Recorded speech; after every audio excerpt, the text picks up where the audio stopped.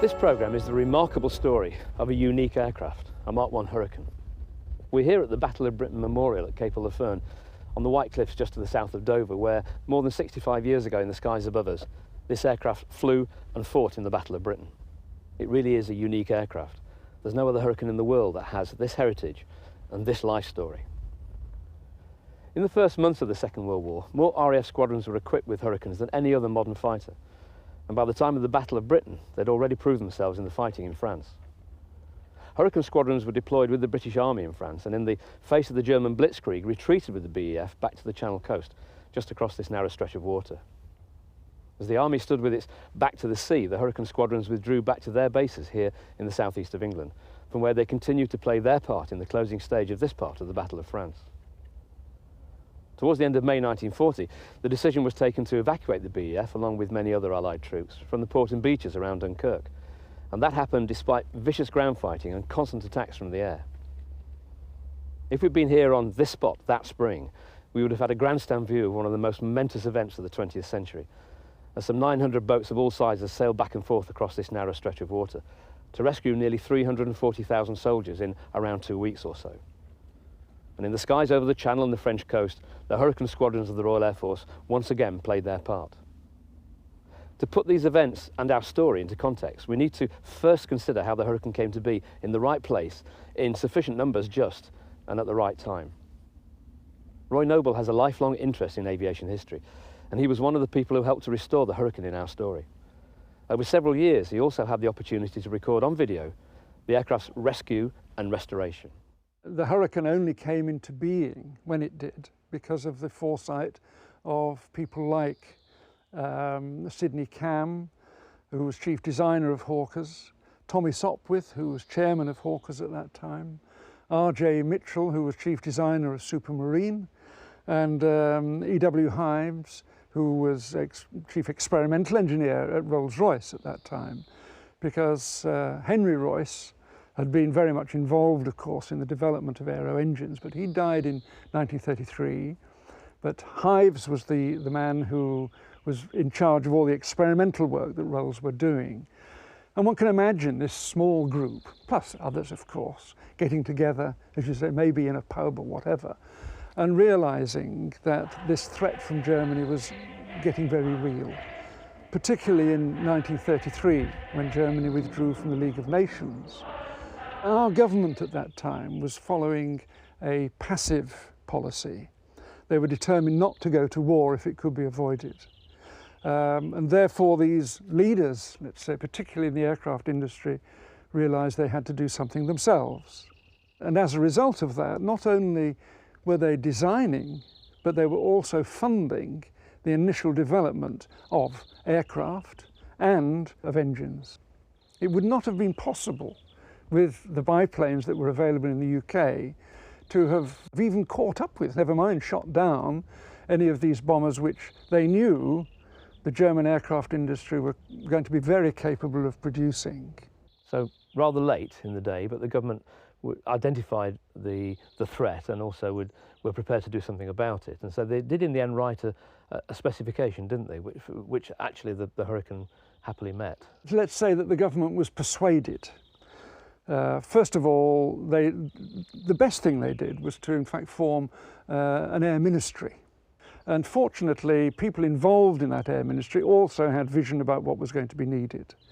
And they, plus these leaders in the industry itself, were able to persuade the government that something had to be done. And the ministry was then given the go-ahead to publish or to almost negotiate these original specifications. 5083, which was the prototype Hurricane, which was still in the private venture stage, had actually flown. And it was on the basis of that that in fact these discussions on the specifications started. The first order for 600 aircraft, which was I think in 1937, was the largest order that had ever been placed on the aircraft industry. And then they followed it up, I think it was 2 years later, with an order for an additional 1,000. These aircraft were developed in, let's just say, the nick of time. But without the Hurricane, it would not have been possible to have won the Battle of Britain. When the alarm does come, not a second is lost. Blue section only. While the public takes shelter, our fighter pilots take off to destroy the enemy.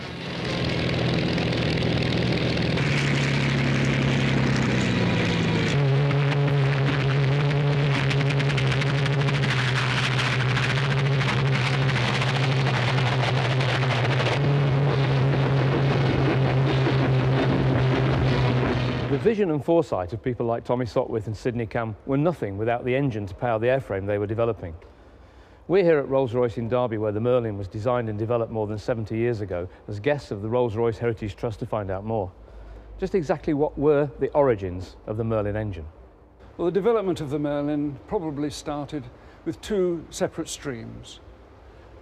I guess the first one was the development of the Rolls-Royce R, which was the engine developed for the Schneider Trophy races in the late 1920s. That was an engine which was bigger than the Merlin, much higher power, but probably had a life of only probably about an hour, not suitable for military engines at all. The other stream was the Rolls-Royce Kestrel engine, which had been in service for many years, in fact, and Rolls had developed it up to a horsepower of about 750.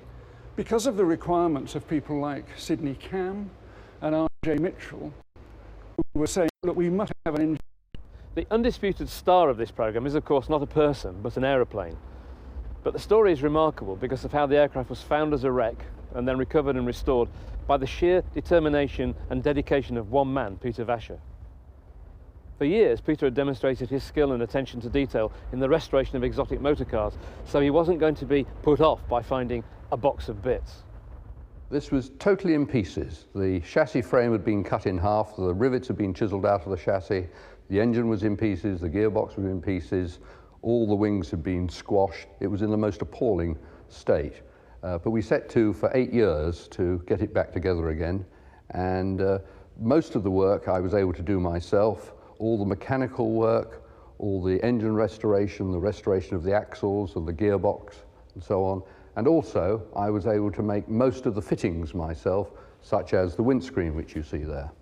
Did you have a pattern for that and some drawings, or how did you decide on what the windscreen should look like? Well, fortunately, I had researched the history of the car, and in the course of my wanders, I managed to find a photograph of it as it had come out of the factory. And of course, from the research, I discovered that it had belonged to His Highness the Maharaja of Bharatpur in India, and he had had it built for his wife. You said the restoration took you 8 years to get to this magnificent state. Did you feel in that 8 years that you'd perhaps bitten off more than you could chew? There were times when I got pretty depressed, certainly when I'd got all the bits sort of laid out and wondered whether I was really going to do it. But in the end, we were able to build it up, and in the year 2000, we attended the Rolls-Royce Enthusiast Club rally with 1,400 other Rolls-Royces, and we were very thrilled to be awarded the best car in the show. Peter clearly has the skills to take on a restoration of this importance, but first he had to find his aircraft. What was he doing in India in the first place? Well, my great friend John Fasal, who will feature several times in this story, he had been out there in 1967 originally, and he's been writing for many years the history of Rolls-Royce and Bentley in princely India. And he said to me, would I like to come with him on a hunt to track down some more old Rolls-Royces that belong to the princely families. So that's how you found yourself in Benares? Yes, halfway between Calcutta and Delhi. John said to me that when he was out there in 1967, he had seen two very fine Rolls-Royces in the engineering department of Benares Hindu University. And he asked me, would I like to go and see them? So of course I said yes. Well, of course, it was a Sunday when we arrived and the place was shut up. But after 2 or 3 hours, a key bearer arrived on his bicycle with a bunch of keys. And they opened this very large engineering laboratory. And there, to my amazement, were these two very fine Rolls-Royces in the middle of the laboratory, ostensibly to teach the children fine engineering. And as we came out from the engineering laboratory, I could see a walled compound. And over the top of the walled compound, I could see the cockpit of an aeroplane. So I said to John, that looks interesting. So we hopped over the wall, and here indeed was, well, actually there were 2 aircraft there, but there was one particular one. And I peered under the cowlings, and I could make out the words Rolls-Royce on the rocker box. Well, now I knew nothing about aeroplanes at all, but I did know that Rolls-Royce made Merlin engines, so I said to John, must be a Merlin. So I took a photograph, which I subsequently just popped in my photo album, but not before I had decided that this must be a Spitfire. Little did I know about aeroplanes. Just a holiday snap, popped it in my album, and thought no more of it. Until when? Until I got a job in Australia in 1994. When we came back to this country, I thought, well, rather than restoring another old motor car, which had been my hobby, it would be fun to restore an aeroplane.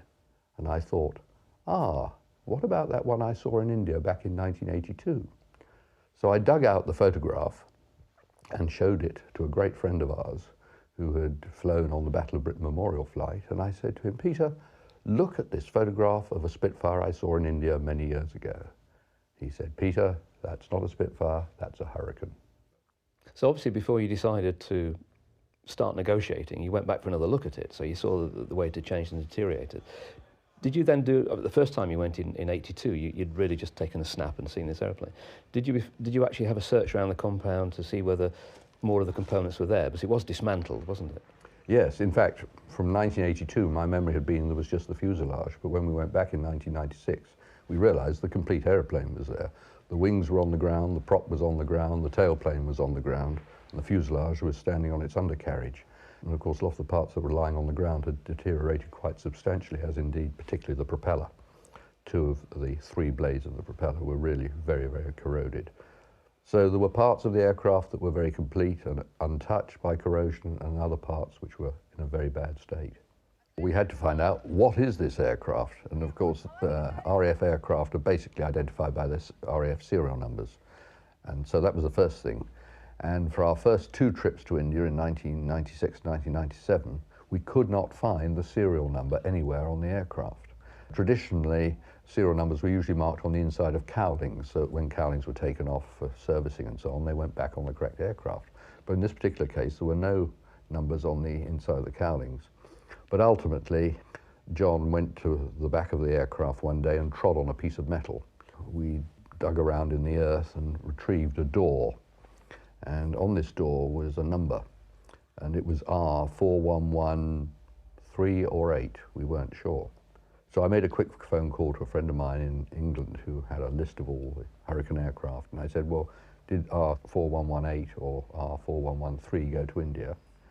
And he looked it up and he said, they both went to India, so that didn't help very much. But however, we did manage to find the engine number on the engine plate of the Merlin, and I was fortunate that we knew the curator of some of the archives at the Air Ministry in London, and he dug out for me the Form 78, which is effectively the movement form of these aircraft. And he looked at R4113 and R4118, and on the card for R4118, it actually had the Air Ministry number of the engine, and that corresponded with the Air Ministry number on the engine plate. So from that point, we knew we got R4118. Having established that it was R4118, we could look at the movement card, and that showed us which squadrons it went to. So we then went to the squadron record books, and the first squadron it went to was 605 Squadron, one of the auxiliary squadrons.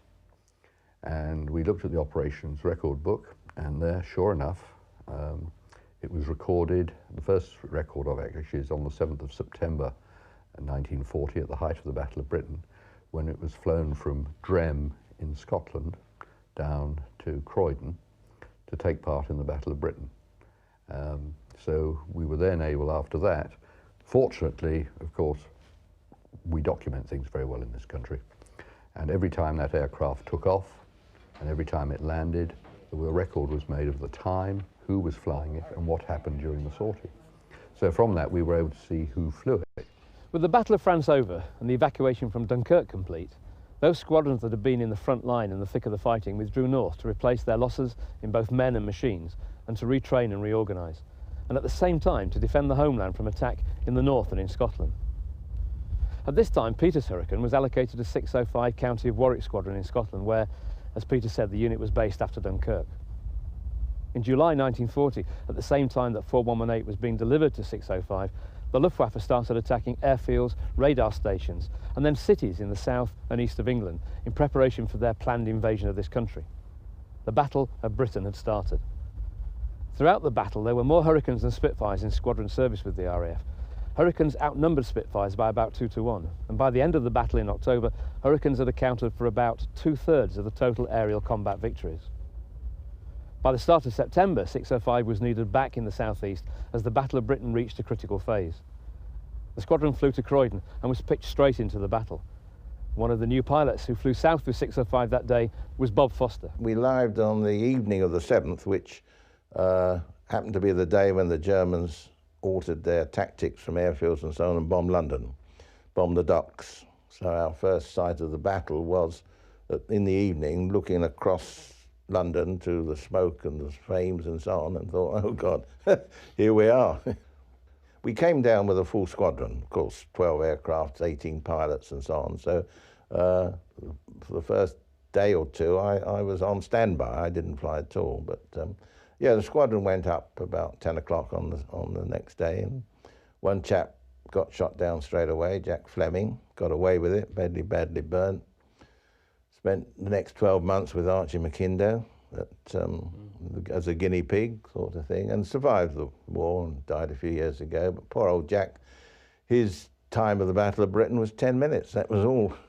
Climbed up, got jumped by a 109, and that was the end of his battle. It must have been about a week after we'd been down there when I had the first combat, which is all a bit hazy. We went into some bombers and that, and I know I fired my guns, I did everything right as far as I know, but I didn't see any result because, well, as is well known, you didn't hang around to see what was going on. You flew R4118 a few days after you'd been down there. Can you remember your first flight or first few flights on that? Not particularly. I can remember it was probably the second or third flight when I damaged a Ju-88 on one of the raids coming over. The first one or two I'm not quite sure of, but I remember that one, and I remember another one later on with Bunny Current when we shot down a Ju-88 just south of Ashford. Did you come across it, or did you have to stalk it, or how did you Well, we were a bit unkind actually. The thing was on its own, and we came up behind and shot it down. It wasn't very brave, but effective. It's effective, yeah. What was the Hurricane like as a fighting platform? It was very good. Well, let's put it this way. I'd never flown any other airplane in combat, so I can only say what we thought about the Hurricane. But history has shown that it really was a very good, stable aircraft. It was a good gun platform. The guns were all, as you know, stuck together in the wings and that. So it was, from our point of view, a very effective airplane. The thing was, of course, it only fired 303, and later it was shown that cannon were far more effective than the 303s. You could push a lot of bullets into a bomber, but you wouldn't necessarily shoot it down unless you hit the vital parts. It wasn't as fast as the 109, didn't climb as fast, but maneuverability, I personally think, depended on the pilot, much as anything else. Operationally, I suppose the one thing that stands out, as much as anything, and it affects R4118 too, is the day that Archie Milne claimed ME110, flying 4118. We'd been scrambled and climbed up out of Croydon, and at about 20,000 feet there was this gaggle of 110s in a defensive circle that obviously either got lost or were waiting for an escort or something like that. I don't really know. Anyway, we saw them, got above them, and went in to attack them. And as I went in to attack, suddenly there was a God almighty bang, and the whole engine blew up. And I thought, okay, that's it, out I get. But anyway, I did all the things, turned the petrol off, put the oxygen on, and sat there, and the thing wasn't burning. There's a lot of glycol coming out, which is, of course, poisonous stuff, but it wasn't burning, so I thought, well, I'll sit around. And so I looked down, and as you know, if you're forced landing, you find the biggest field you can find. And I saw what was a big field below me. I didn't know where I was. So I managed to get down. The wheels came down. I landed, and an airman came up to me, and I said, "God, where am I?" He said, "Gatwick, sir." And I think as I landed, a 110 was burning on the side of the airfield, and that was quite possibly the one that Archie shot down in 4118. Yeah. 4118 actually left Croydon, left 605 when it was damaged towards the end of October, didn't That's it? right. Derek Ford was flying it. That was the day when we were attacked by a lot of 109s. We went into 109s, and some others came down and hit Derek and so on. He got the airplane back. I don't remember the occasion exactly, but he managed to nurse it back. And He got it down on its wheels. He got it. He must have done. Yes, it was Cat 2, but it was obviously badly shot up. I mean, it was the most intense period of flying that I had. I mean, other chaps who stayed on in England, I mean, they had fighter sweeps and D-Day, what have you, and so on. But there was never anything quite as intense as those 3 months. As Bob said, after about 6 weeks, 4118 became one of the casualties of the battle. Not fatal, but wounded, and the damaged aircraft was taken away for repair. By the time she was ready to return to the fighting, the Mark I Hurricane as a type was already becoming slow and was being replaced in frontline service by the Mark II. And so after a short period of duty with another squadron, 4118 spent most of the next 2 years with various training and maintenance units. Having served the country well in a time of great need, she went into a well-earned semi-retirement, and that might well have been the end of the story. Except for one man. Peter Vasher again. By late 1942, we were very much up against it in Burma, and the Air Ministry had taken the decision that they need to train Indian pilots to fly these aircraft. And so they were beginning to send trainers out to India. So our aircraft was sent to David Rosenfield on Barton Airfield at Manchester for a complete rebuild and overhaul. It was fitted with a zero-timed engine, sent then to Cardiff, where it was put into a packing case, and shipped to India. However, time had gone on, and it didn't actually arrive in India until February 1944, by which time there was no need of a Mark I Hurricane even as a trainer. So it stayed in its packing case, a beautiful, fully overhauled airplane, until independence in 1947, when the RAF had to get rid of everything, and of course most was scrapped and a lot was deposited overboard in the sea. But this particular aircraft, fortunately, was sent to Banaras Hindu University as an instructional airframe. And in 1947 they took it out of its packing case, stood it on its undercarriage, put the wings, the propeller, the tailplane on the ground, and that's where it was until 2001 when I put it in the container. Most of us wouldn't know where to start trying to extricate something like an aircraft from the bureaucracy of an Indian university. So where did you start? Well, of course, I started by making a big mistake. I approached the university authorities directly and asked them, would they sell it to me? You know, it just seemed a natural thing to do. Well, of course, that really sort of put the cat among the pigeons, because everyone had regarded this thing as a pile of scrap. In fact, most people at the university didn't even know it was there. It had just been lying, just a pile of scrap. But when I showed some interest in it, of course, a lot of people raised an eyebrow. And so anyway, I thought, well, after a little bit, I could, it wouldn't be a problem. But little did I know it was actually going to take me 6 years to negotiate with the university. So time is now beginning to creep beyond what you originally thought it was going to be. Wasn't there an issue also of committees meeting and having to ratify minutes and minutes of the minutes being ratified and things like that? Yes. Well, of course, the first problem was that they required me to take permission from various organisations. So I had to take permission from the Chief Accountant of Uttar Pradesh, from the Indian Institute of Technology, from the Civil Aviation Authority, from the Air Ministry, and indeed the Air Force had to come and inspect the aircraft in case it was still required for defence purposes. So, and every time I took permission from someone else, then they said, oh, you must go and take permission from so-and-so. So that was a real problem. And then they appointed the committees, and different committees looked at it. And then we had this problem of minutes. So they would have a committee meeting, they would say, yes, it could be sold. But of course, that couldn't be activated until the next committee meeting, which inevitably was postponed because they hadn't got a quorum. And so this went on for a number of months. Anyway, they would then ratify the minutes of the previous meeting, but I still couldn't take it away because I had to wait until the minutes of the second meeting were ratified by the minutes of the third meeting. So it was sort of round and round in circles. And each time, of course, because Indians are always very charming, they want to help you. So they tell you that, yes, you can be taking it away next week, or yes, you can take it away at the end of next month. And then that doesn't happen. And in the end, they then turn around to you and say, well, of course, you've waited so long, so if you wait a little bit longer, it wouldn't make any difference. We then sort of fast forward, shall we say, to May 2001, when I was really beginning to wonder whether I would ever get this out. And suddenly I had a phone call, you must take the aircraft away next week. And I thought, well, after 6 years, this is quite a challenge. However, fortunately, I had lined things up with a transport company in Bombay. So I dashed out there with 2 colleagues, including John, who had originally found the aircraft with me, to prepare the aircraft to go into a 40-foot container which was being sent up from Bombay. It's amazing how quickly Al has... Well, we arrived and we spent 2 days getting the undercarriage to fold up so that we could get it in, and it had to go into a container at a 45-degree angle because of the width of it.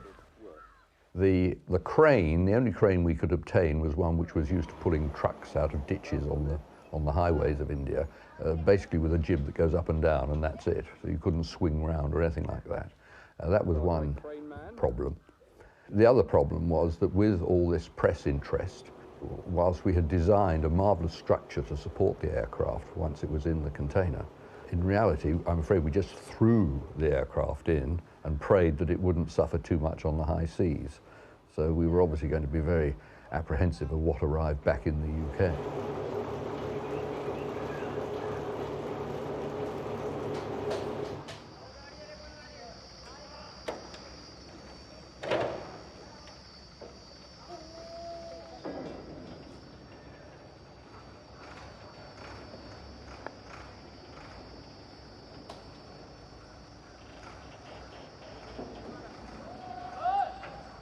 So when did you finally drive away with the aircraft in the container? We drove away at the beginning of June, running about 10 days after the university had asked us to get rid of it, but we hadn't done too badly. And did you let it out of your sight, or did you follow it all the way to Bombay? Fortunately, the transport company sent a special chap, and he sat in the lorry and followed it all the way back. So I was pretty anxious, and of course I was anxious as to what would happen when it got to the docks in Bombay, but in fact I have to speak very highly of the transport company. It went through customs very quickly, came back into the UK and came out of customs quickly. But I do remember we did follow the truck from Thames Port, into which it came in the UK, back to our farm. For some reason or other, I didn't want to let it out of my sight at that point. When we got it home, of course, then was the moment when I had to cut open the seal on the back. And of course, I was very apprehensive as to what I was going to find inside, and greatly relieved to find that, in fact, it had survived the journey pretty well. We were very lucky. Perhaps the reality of what I'd started didn't dawn until a few days later. You know, there was the initial euphoria, and then the sort of, what have I done sort of feeling, you know.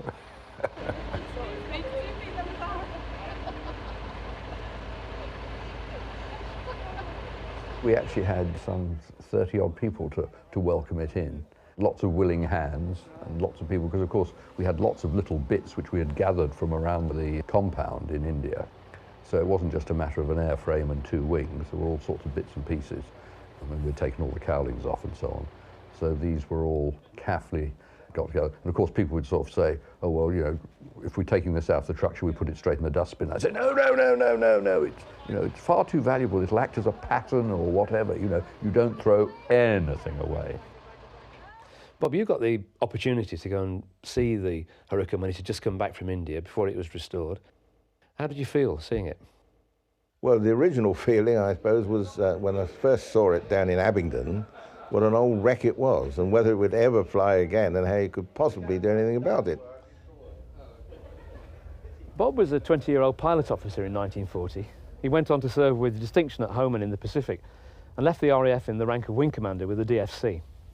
On that day in 2001, when what Peter describes as lots of little bits were finally gathered together in his workshop, there were 2 other guests with a professional and a personal connection to 4118. Peter Thompson was also a pilot officer and retired in the late 1950s with the rank of group captain. He too received the DFC. At the age of 29, Bunny was older than the others. He went on to command 605 for a while later in 1940 and led a wing of the Tactical Air Force at D-Day. He received a DSO and 2 DFCs and retired in 1959. please. You would have been way down the parachute. Doesn't make sense, does it?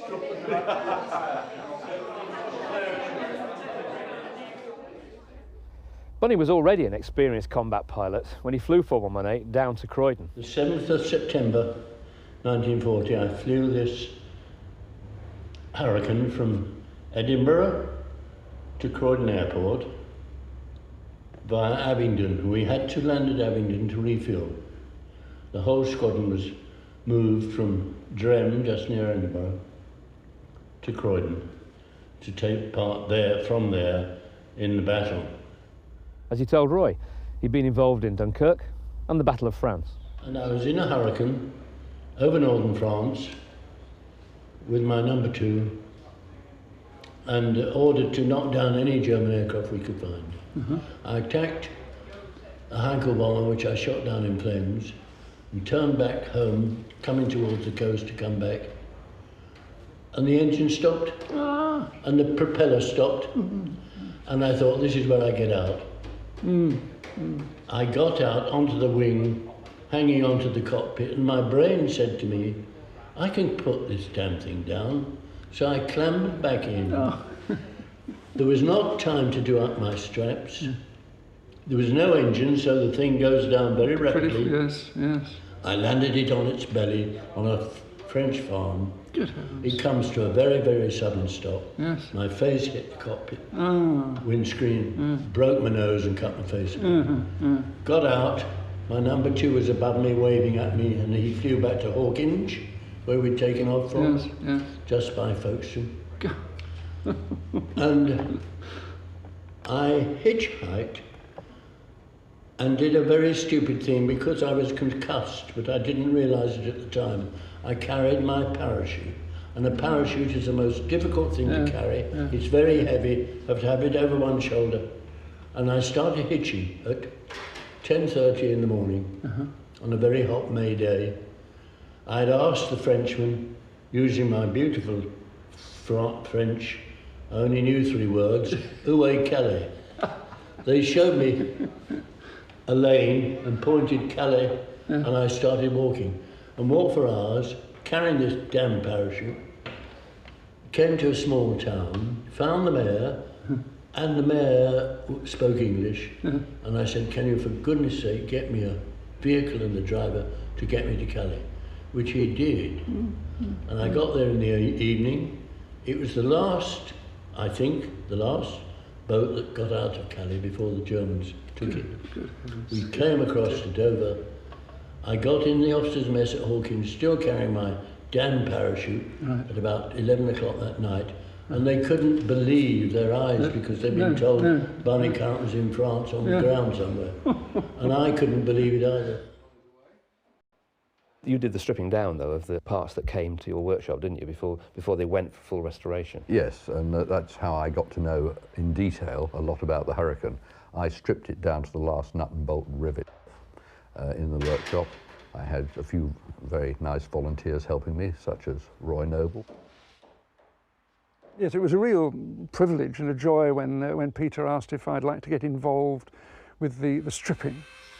Now, Peter was absolutely meticulous, absolutely right to be so, that the stripping was most important because either any bit there could be restored and brought back to working life, or it would be a pattern for a replacement part. So it was most important that every bit that was taken off wasn't damaged anymore and was available then for the restorers to work with. Off comes the skin. Perfect. Good as new. Good as new. Start, man. I think I've got it. Can we catch it? We're all clear. All clear? All clear. Oh! It was a great experience to get very close to the structure of the Hurricane while we were stripping it, to really understand how Sidney Cam and his team had set about designing this, their first monoplane. The dismantling of the fuselage and the parts that we could touch, all the various systems, really was a joy.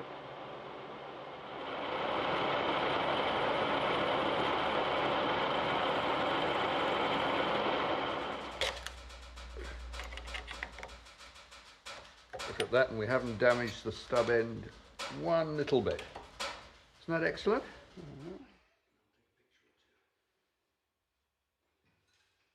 This is the lever which the pilot pulled up when he needed to eject the canopy so he could climb out rapidly on the wing and leap out in his parachute.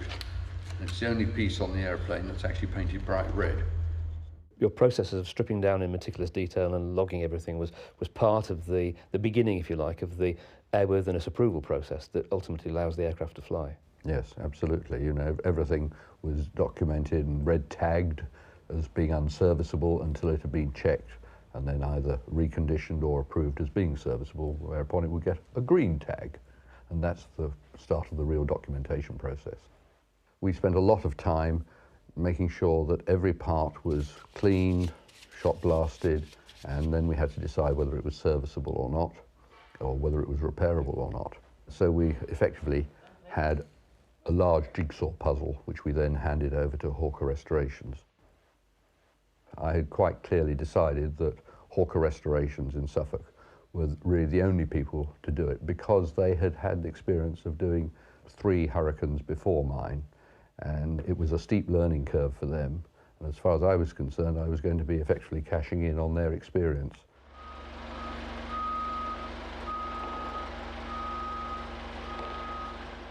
There was not much stripping we could do on the wings, so they were sent to Hawker Restoration's wing workshop near Bournemouth, which was managed by Bob Cunningham.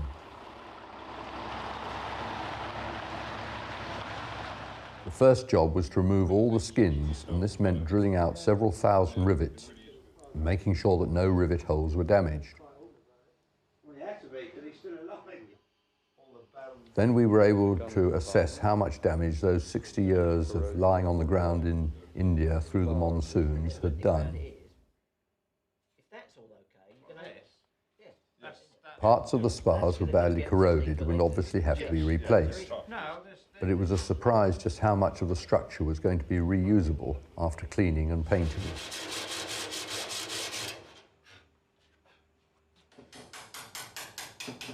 The front and rear wing spars of the Hurricane are built as double I-beams with triangulated webs. When the wings are bolted to the airframe, these spars are extensions of the centre spars with their 12-sided tubes. The skins are semi-stressed and when riveted in place give a very strong and rigid structure. Okay.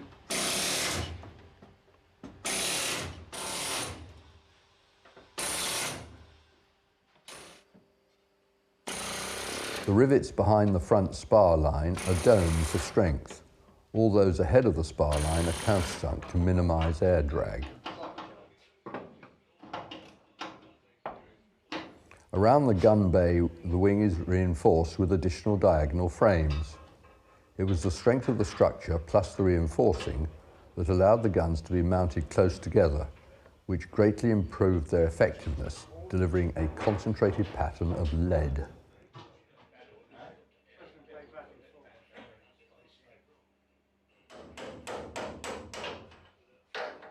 After 9 months rebuilding, the wings were removed from their jigs for the final phases of assembly.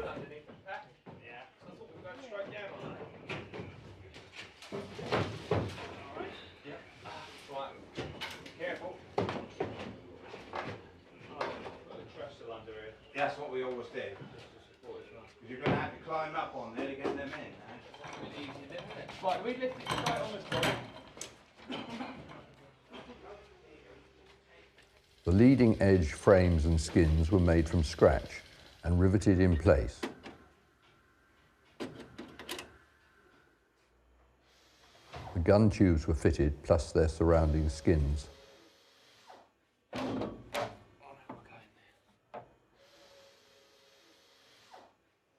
Because it had been lying on the ground in India, the propeller was pretty badly corroded, especially 2 of the blades and the hub casing. As we can see, this prop had a centre cylinder into which high-pressure oil could be selected to move the blades from coarse to fine pitch, to give a much better performance during takeoff and climb. The springs in the hub returned the blades to coarse pitch. At first sight, it all looked to be in poor condition, but we were encouraged by the fact that the inhibiting oil and grease had preserved most of the parts.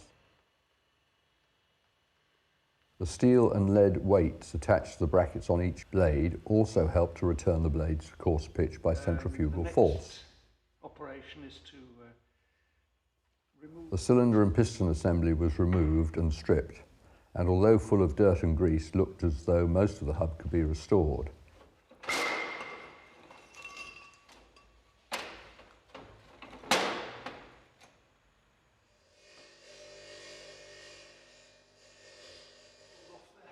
Following the removal of the blades, we were able to clean and inspect the spider.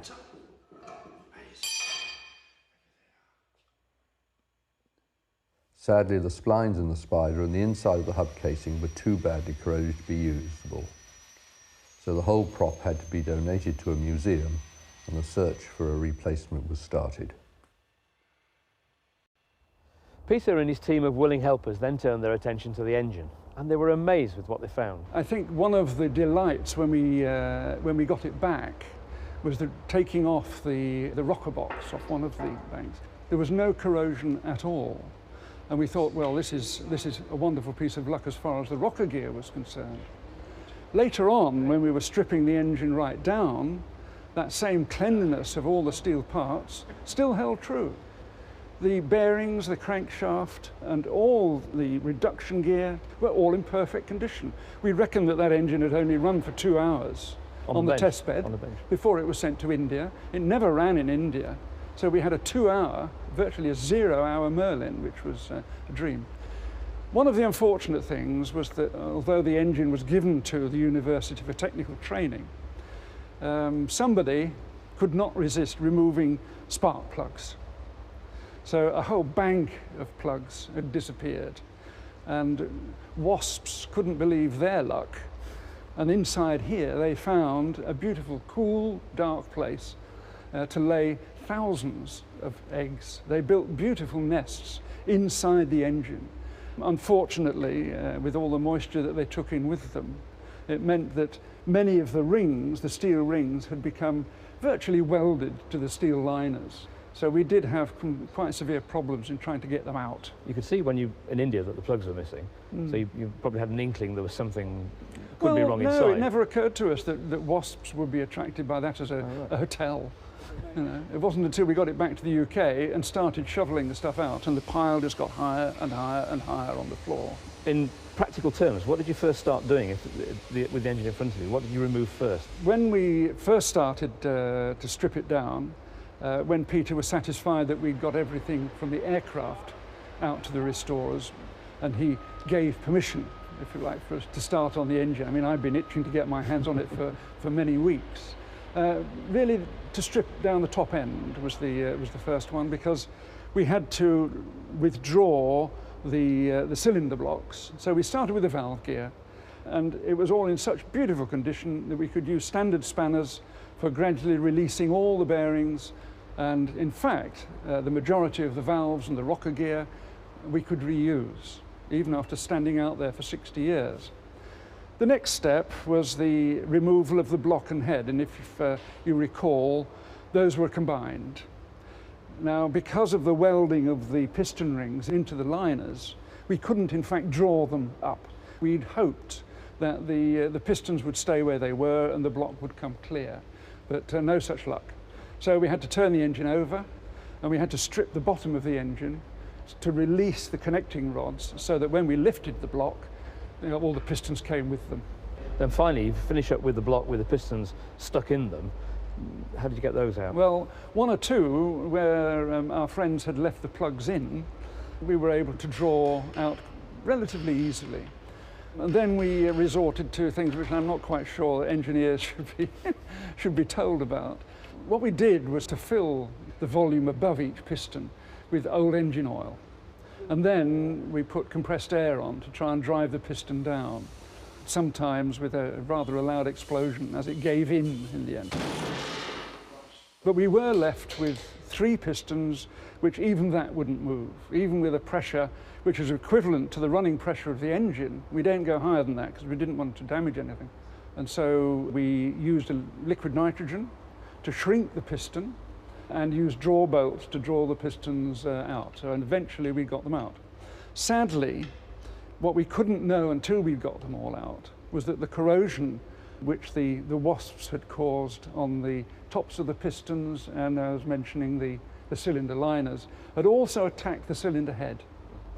And because of the integrated head and cylinder block, it meant that we were unable to use any of that assembly. It was a very sad moment when, looking in there, you realise that the pitting around these valve seats was too deep. There wasn't a repair that was going to be possible. So for the sake of a few plugs?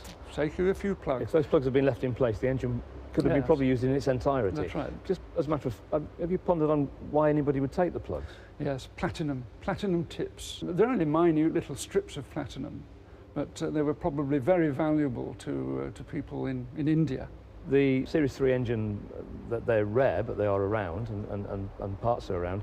So presumably you had to then source a new block and head assembly. Yes, Peter, in his usual very determined fashion, got onto the internet, got onto the web, contacted friends, talked to museums, and in fact he found one or two Merlin 3s. Some of them, or a couple of them, couldn't really be used, but eventually he came across one which was a display engine in a museum. He did a deal with them to use parts of that engine, which were in fact in very good condition. So the final engine for R4118 was a combination. We had all the rocker gear, all the various water manifolds, the inlet manifold, the crankcase, the crankshaft, all the conrods, all the auxiliaries, except for the supercharger itself, came off the Indian engine, and the reduction gear as well. So those were parts which were at least 60 years old. The bits that we had to replace were the combined block and head on each bank, of course, and at the same time, because wasps had also got into the intake of the supercharger, it was decided to play safe and not try to use a supercharger which could have become unbalanced. And therefore we used the supercharger off that museum engine also. But apart from those small numbers of items, the engine that is now in 4118 is 60 years old. How long did the rebuild of the engine take? Well, Peter and I were allowed to strip the engine, but we weren't allowed to rebuild it. And this was put in the hands of Maurice Hammond, who was a specialist Merlin engine builder. I suppose it took us about 2 to 3 months to do the stripping properly, because again, we were very careful on everything that we took out, particularly as we saw that a lot of it was in good condition and therefore was going to be reused.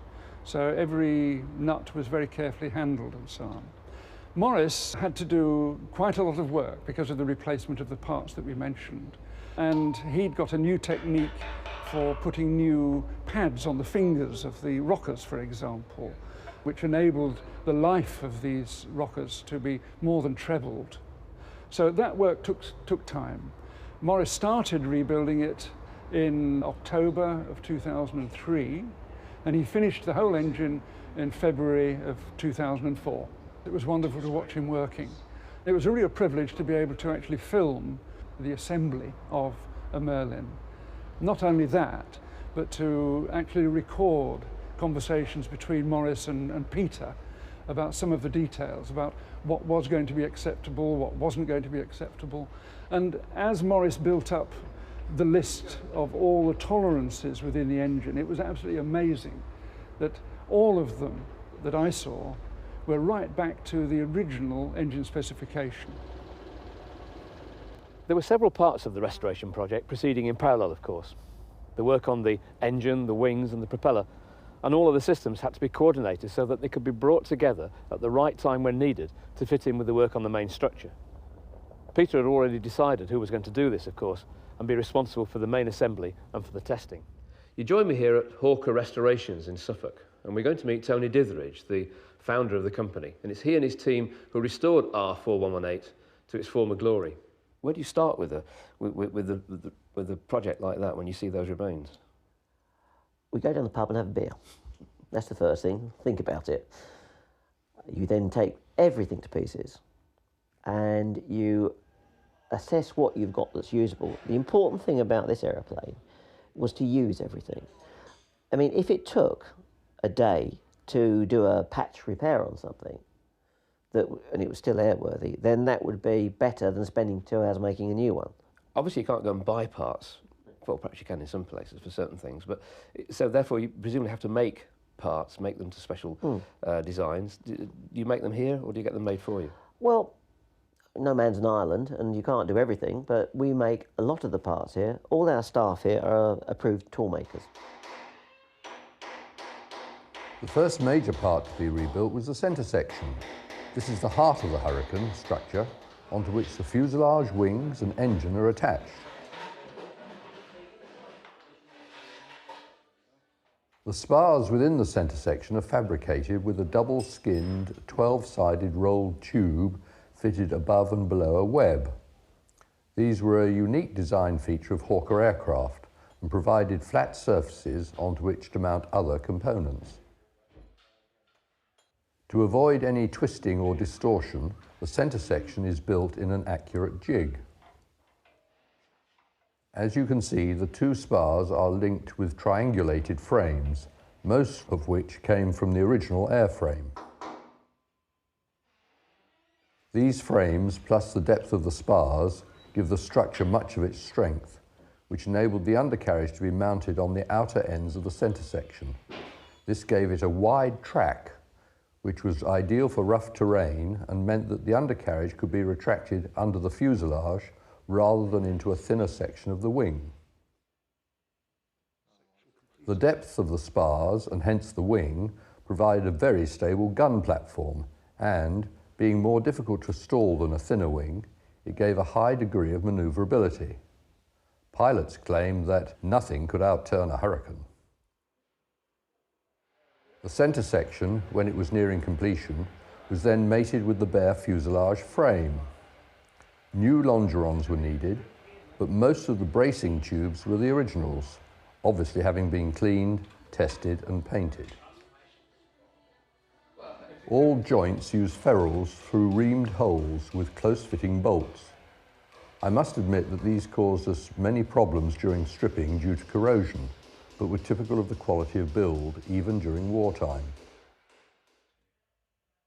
The engine bearers were trial fitted to the forward face of the centre section and fuselage, again a beautifully triangulated structure. There followed a trial fitting of the cockpit surround with its timber frame and plywood skin. This had been made from scratch by one of Tony Ditheridge's team. It was amusingly called the dog kennel. The original bracing wires were fitted to accurately align all fuselage tubes and to give rigidity to the total structure. This enabled trial fitting of the timber outer frames and stringers. Now the fuselage of R4118 was starting to take shape. Preliminary installation of the hydraulic pipes, control valves and hand pump followed.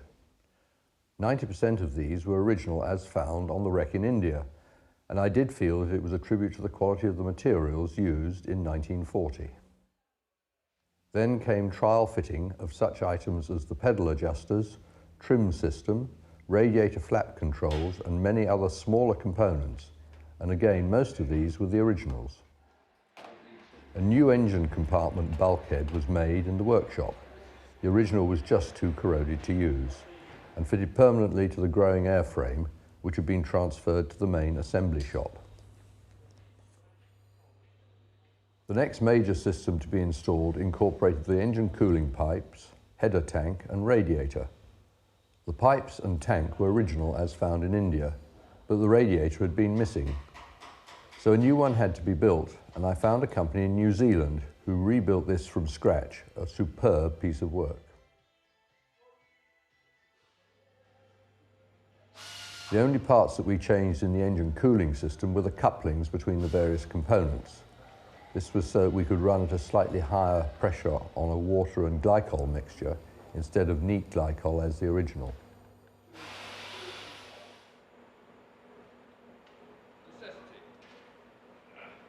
The completion of the main structure enabled further installation of smaller systems, including the pilot's retractable step, the fuel tank selector valve and pipework, electrical power control units, the differential braking unit, and the IFF unit, identification friend or foe. Unfortunately, the original radio was missing in India, but I managed to find an expert in old radios, John Elvins, and he had all the skills and experience to restore an original TR 1133 radio to full working order.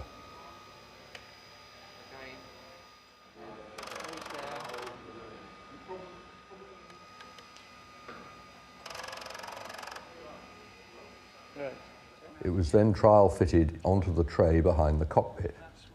Of course, we weren't able to use this radio due to its wide bandwidth, but it was in full working order.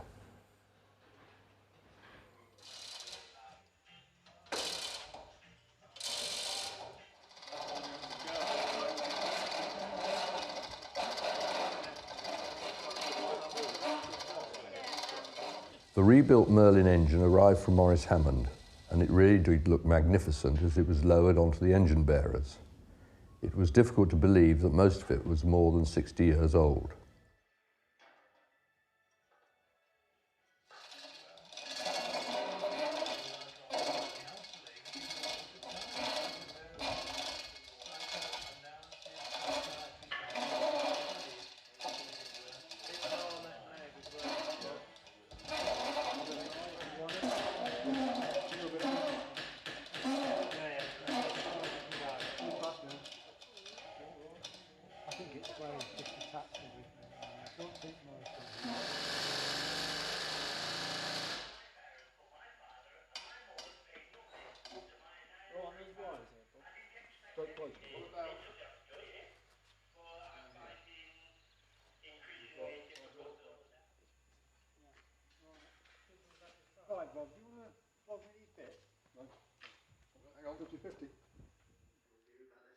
When the rebuilt wings arrived from Bob Cunningham's workshop, the 8 Browning 303 machine guns were fitted, followed by the ammunition chutes. The guns had been deactivated by cutting and welding the barrels. The wings were then bolted onto the centre section. The next major task was the covering of the fuselage, and we were able to get hold of best quality Irish linen, which was to the same specification as used in 1940.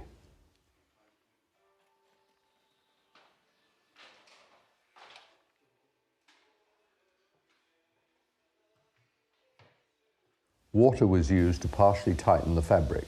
This was followed by several coats of dope, again to the original specification, because I was determined to keep every aspect of the build as original as possible. An old friend of mine, Bill Bishop, did a lot of research into the colour schemes used on World War II aircraft. We were therefore able to paint the complete aircraft to the same camouflage pattern as used by 605 Squadron during the Battle of Britain in 1940.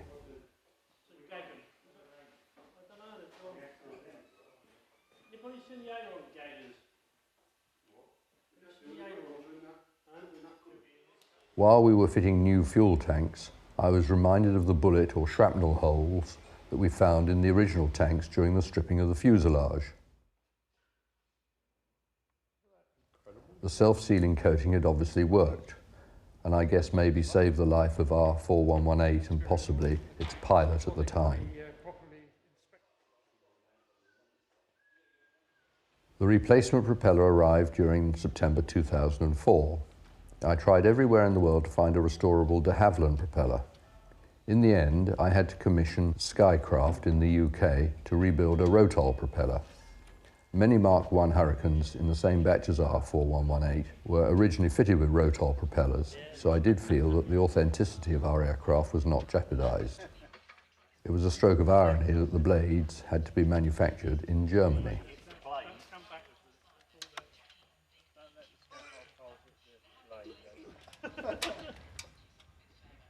Yes. On tap. Ready. Okay. Pull up to about 1,000 feet over Unfortunately, most of the instruments had been damaged in India, so I asked Aero Vintage in the UK to build the main instrument panel back to the original specification.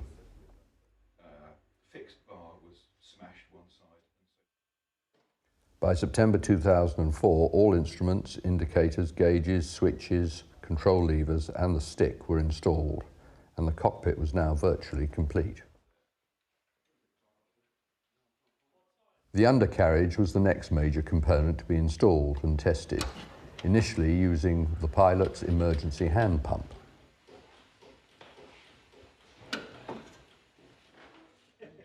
But again, nearly all the component parts of the undercarriage were original.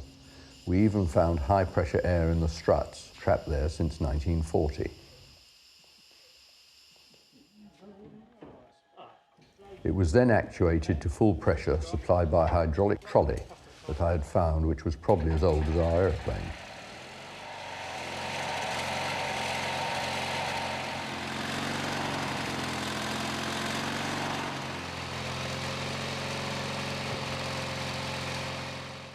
New flaps were made and fitted to the completed wings. Their movement was tested using the pilot's emergency hydraulic pump. Once all the components had been installed, the complete aircraft had to be weighed so that the centre of gravity could be calculated. Because the Rotol propeller was much lighter than the original de Havilland propeller, it was necessary to fit extra weights onto the engine bearers to move the centre of gravity forward to within original limits. Evidently, this was a standard modification to aircraft fitted with Rotol propellers. The 21st of September 2004 was a red letter day in the restoration of R4118. Fuel was pumped into the tanks, and for the first time since her Indian holiday, she was wheeled out into the sunshine.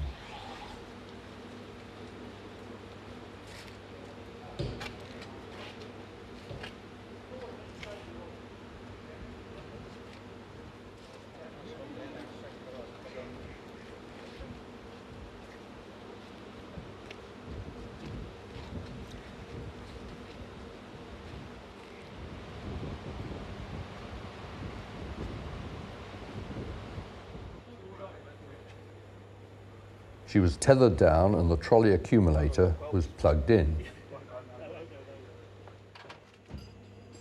Dave Payne, who had been helping Maurice Hammond with the engine build, pressed the starter and the Merlin roared into life for the first time in 63 years. It was the most exciting moment for me, and it really was an incredible achievement by Maurice, a fitting tribute to his skills and experience.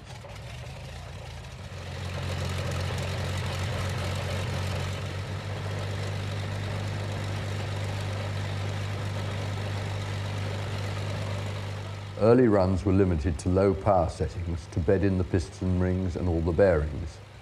Only after 5 hours ground running, including several periods at full power, would the Merlin be ready to pull R4118 into the air.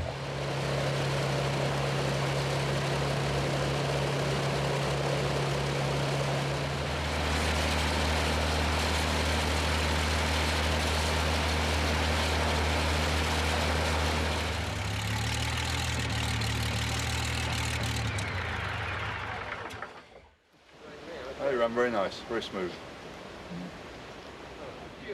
Well done, chaps! Well done, chaps. Well done.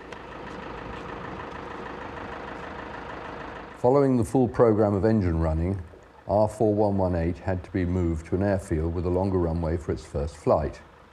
The runway at Hawker Restorations was fine for smaller aircraft, but we really would have been pushing our luck to try to use it for the Hurricane. The wings and propeller were removed and we hauled her out of the workshop, through the grounds and loaded her onto a trailer and took her off by road to Cambridge, brushing overhanging trees aside down narrow Suffolk lanes.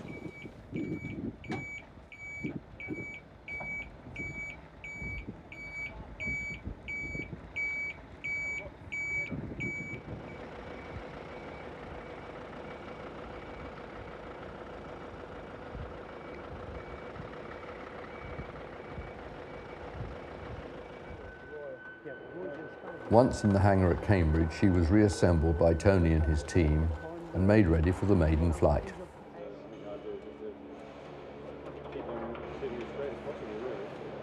It was a wonderful opportunity for Bob Foster to sit in the cockpit and again to relive some of his experiences in R4118 some 63 years before. And then we saw it at Cambridge and it was absolutely pristine. Marvellous job. Probably a bit cleaner and shinier than you last remember. Well, it was, and lovingly looked after. I don't think we had much time to do that back in 40.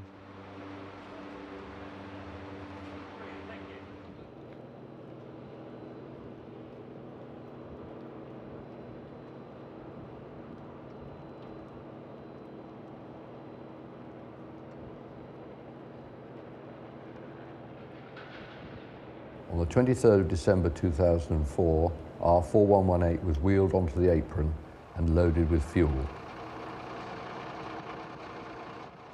I had asked Pete Kinsey, the chief pilot at the fighter collection, to do the first test flight.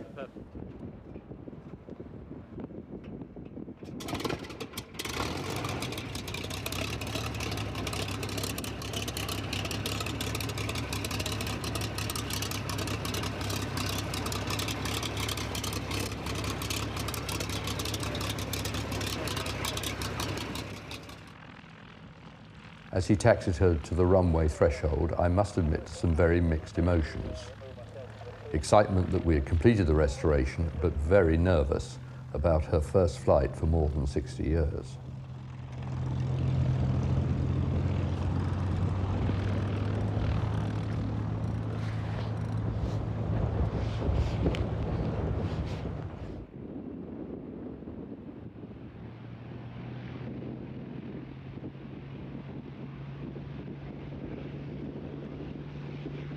My heart missed a beat at seeing her lift into the air.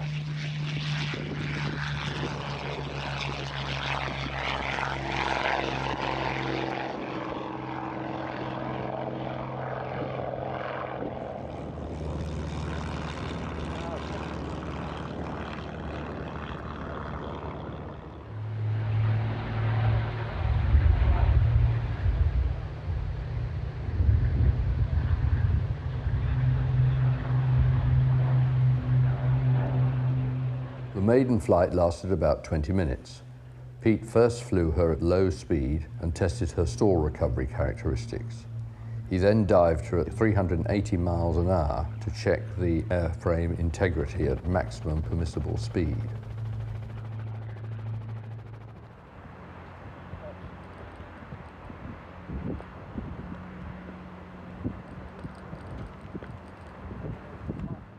You can imagine my elation when he touched down for a perfect landing.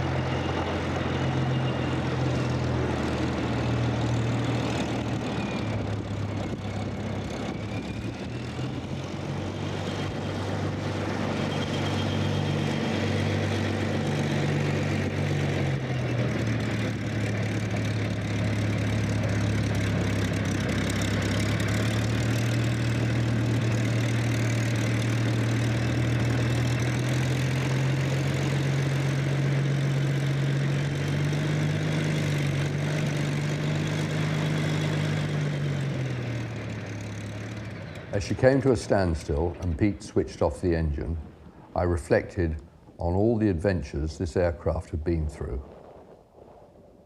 Then I thought about all the people who had helped to bring R4118 back to life from that wreck in India to her flying condition today. What an amazing effort by so many people. Fantastic, yeah, especially this one, I think. Yeah, great. Well done. Thanks. We're going to have a detailed look around the cockpit of this authentic Mark I Hurricane in a short while. But before we do, Peter offered us the unique opportunity to look around the aircraft with some of the panels removed. We started at the leading edge of the port wing. It's very noticeable how thick the wing is, which obviously gives the aircraft its strength as well, and obviously allows the guns to be placed in the wing here. Yes, and you'll notice that the gun ports are taped over, and this is to prevent moisture going into the guns.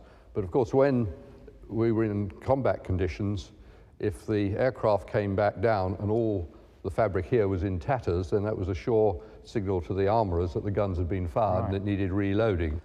Here you see the 4 Browning machine guns with the feeds down to each of them out of their magazines. And the bullets you see have links between them, and as the guns are fired, both the empty cases and the links drop through the bottom of the wing. So if you were witnessing a dogfight, you'd be rained on by spent Exactly. and by Exactly. Yeah. Here you're seeing something which is perhaps fairly unique to this aircraft, namely that it has one of the original TR-1133 VHF radio sets in it, controlled by a pipsqueak, which is that little circular disc which is inside the cockpit, and that rotates such that the pilot can speak to the ground controller for 45 seconds in every minute. The other 15 seconds is used for transmitting an identification pulse to the ground station. Coming forward from that, you can see the trim wheel, main electric panel there, and then you come to the radio itself with the large power unit behind it. And of course, we think in terms of radios today weighing just a pound or 2. These radios require 2 people to lift them at all. Here we have the parachute flare tube. If an aircraft was coming in to an unlit airfield, the pilot could pull a toggle in his cockpit and that would fire a flare on the end of a parachute which would light the landing area sufficiently long for him to safely, hopefully, get down on the ground. So that's the aerial for the... And that is the aerial for the VHF set. And in fact, many people will be familiar with a wire which runs from the aerial to the post on the top of the rudder, which of course was for the HF TR9 set, rather than for the VHF set, which simply used the mast on that. But the post is still there?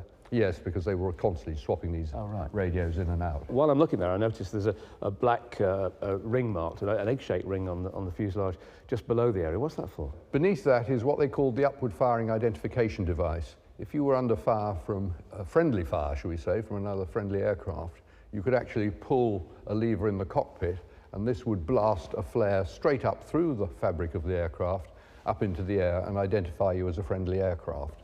And hence the black ring which indicated to the rigger exactly where to patch a new piece of fabric over. And hopefully the flare went off outside the aeroplane and not inside the aeroplane. Hopefully. I noticed when we came around the back of the aircraft that the fin actually isn't in line with the centre of the fuselage.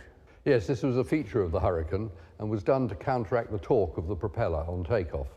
Okay, so you needed less rudder input, and you can manage the rudder input during the takeoff run. Yes, certainly. It's also, I also noticed I can see the little windows in the rudder and the fin. Yes, it is extraordinary that, of course, during the war, and in fact before and afterwards, but they had the time to ensure that every component was very carefully labelled with these data plates, and these data plates show the history of every component, so that you can see the overhaul shops that these components have been to, as well as where they were originally built. And these data plates occur all over the aeroplane.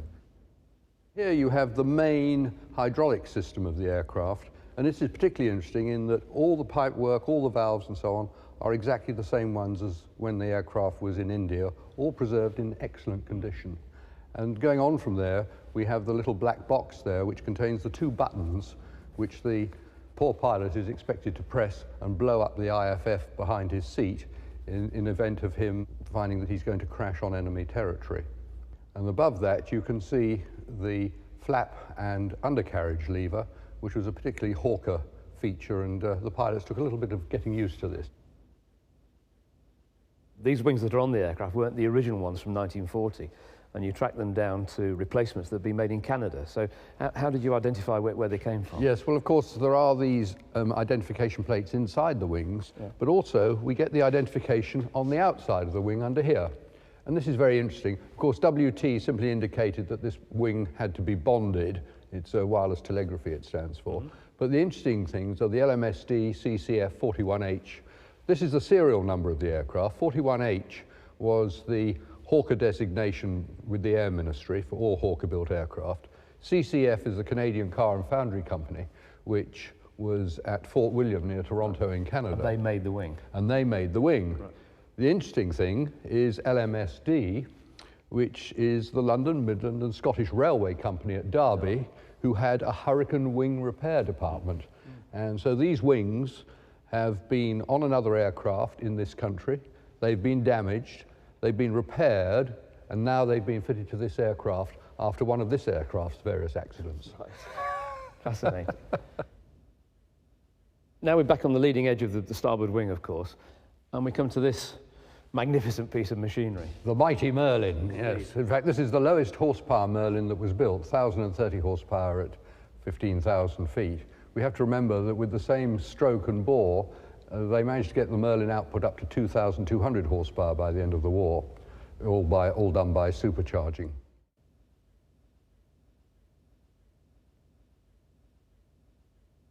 Stuart Goldsmink is one of the modern day few, because when he's not doing his day job flying Boeing 757s and 767s around the world, he flies and displays several of these precious aircraft from the Second World War era.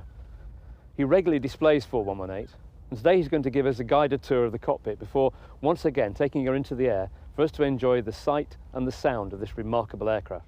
We start over on the left-hand side.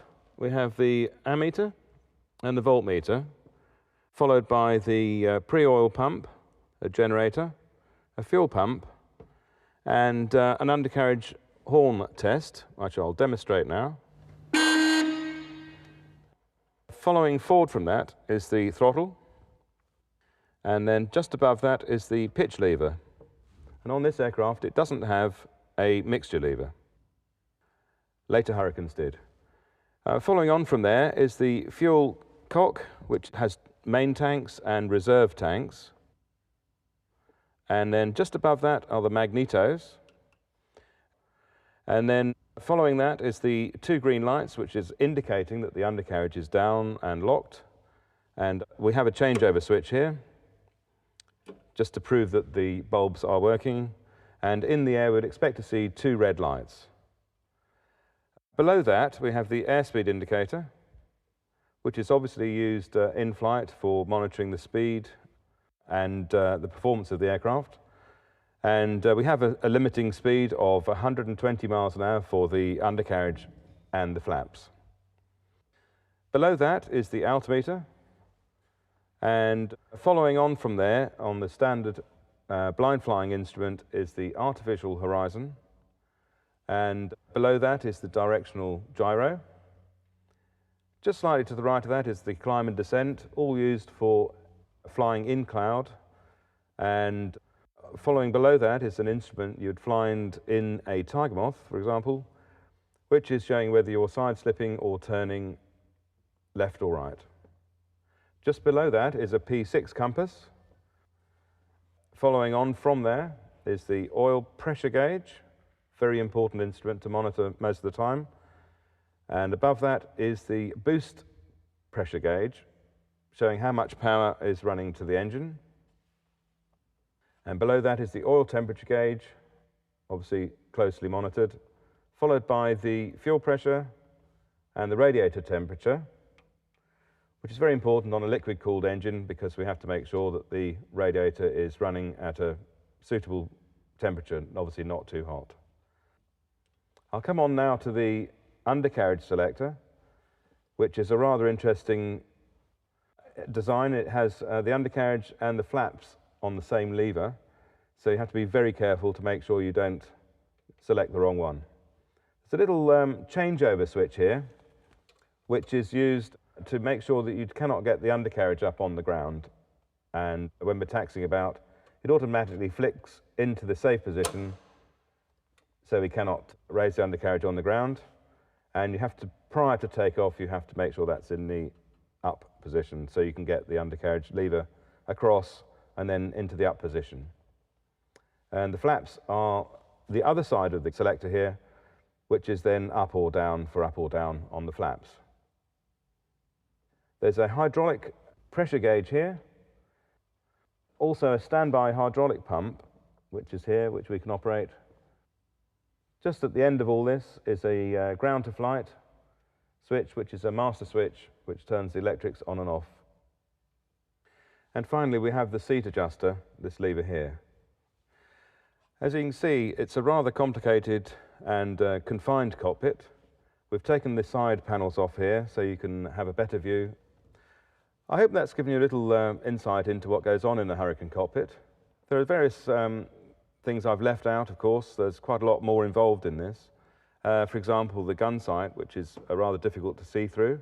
Also, a sight adjuster here, and various other switches and levers that we don't use anymore.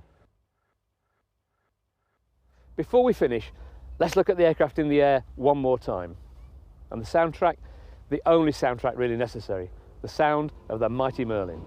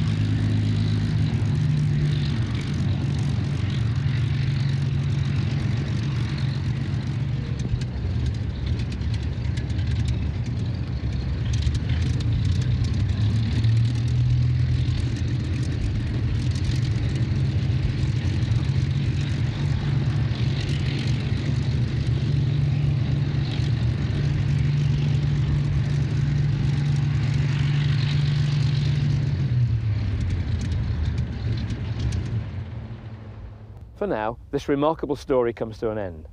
But thanks to Peter Vasher and the many professionals and volunteers who've worked to bring R4118 back to life, her story will continue as a lasting tribute to the brave men who flew these aircraft in the battles that shaped our future.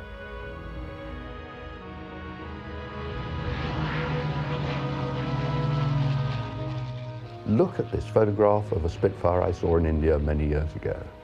He said, Peter, that's not a Spitfire, that's a Hurricane. We go down the pub and have a beer. That's the first thing. Think about it. Without the Hurricane, it would not have been possible to have won the Battle of Britain. I mean, it was the most intense period of flying that I had. Coming towards the coast to come back, and the engine stopped, and the propeller stopped, and I thought, this is where I get out. Lovingly looked after. I don't think we had much time to do that back in 40. For some reason or other, I didn't want to let it out of my sight at that point. History has shown that it really was a very good, stable aircraft.